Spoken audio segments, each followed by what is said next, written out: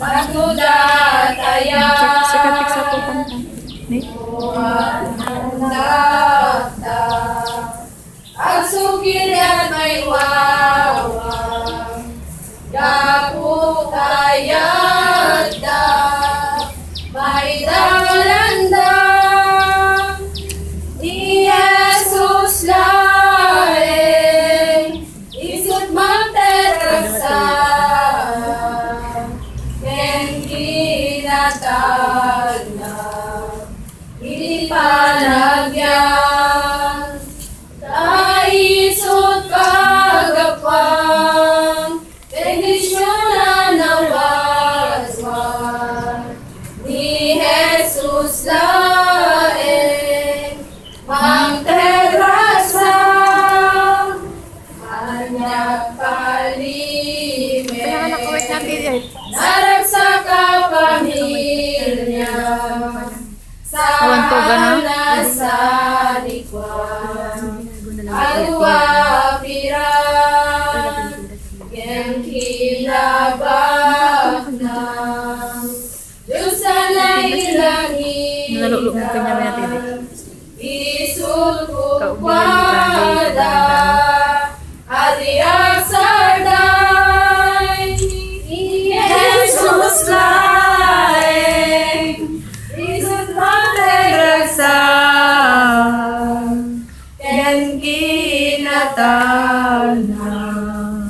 iti panagbiag taisut kagapwan bendisyon na nawalwal ni Jesus laeng magterasa ni Jesus laeng magterasa.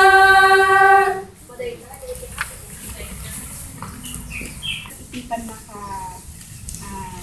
alamat da na upat makapaapad kakabsat kada barbaro ko na dito makdal ka basta barbaro ako nagtarta Word of the day. Madasit mamati alyag katawa makakatawa mo na batan kahit ako ko agyaman at alya oray mo kakasat no katawa ko na dating kapsay agyaman ak iti Diyos ka datoy manen nga naiturong manen ti tunggal may sa kadatayo ket nating alinsunod sa mga butil o yung mga salitang namutawi sa bibig niya kung paano ang paglilingkod ng isang taong tinawag ng ating Panginoong Diyos. Panunumbalik ng isang tao sa paglilingkod sa ating Panginoong Diyos. Una sa lahat, gawin po natin yung pagtakot natin sa ating Panginoong Diyos.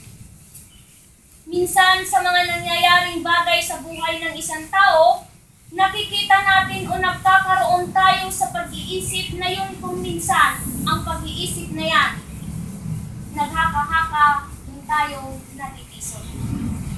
Sa pag-iisip, kailangan natin suriin mabuti kung bakit nagaganap ang isang bagay. Ano ang sabi dito sa 1:17?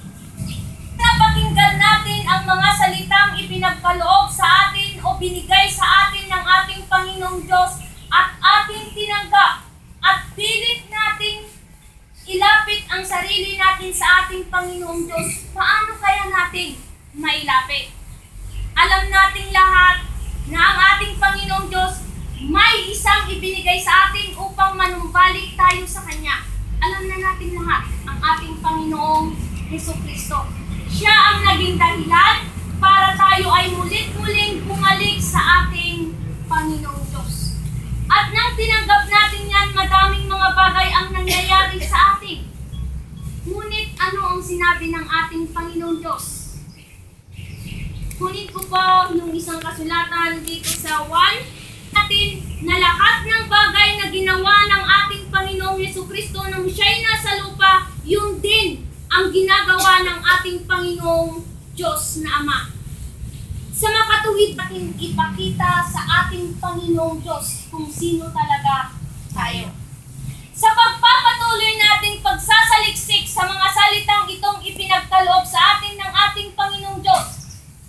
sulat na ibinigay at ibinaba ng mga banal na batlaya, binigyan tayo ng Panginoon ng banal na aklat upang dito natin masagot lahat ng katanungan ng ating puso't isipan. Kung minsan madami yung bagay na bakit kaya, bakit ganito, ang tanong, natanong na ba natin ang ating mga sarili? Parating naririnig natin sa mga lahat na nagsasalita, mga